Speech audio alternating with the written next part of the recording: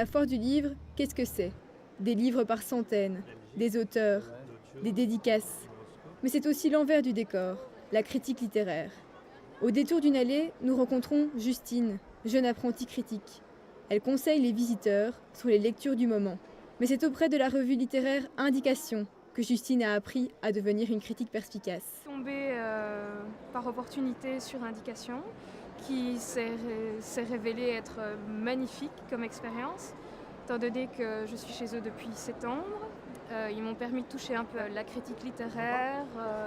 Ça permet de faire parler les jeunes, de demander aux jeunes qu'ils puissent enfin donner leur avis comme un critique professionnel. Mais une question nous effleure l'esprit. Qu'est-ce qu'un critique littéraire? La critique, c'est d'abord lire pour les autres. C'est du journalisme, c'est-à-dire c'est donner de l'info et montrer aux gens qui nous lisent, ben voilà, vous pouvez acheter en toute confiance, on vous le conseille, ou moi je m'en détournerai. Une vision qui fait débat entre les deux critiques. J'avoue que c'est plutôt l'analyse littéraire, la critique littéraire qui m'intéresse de prime abord par la formation que j'ai eue.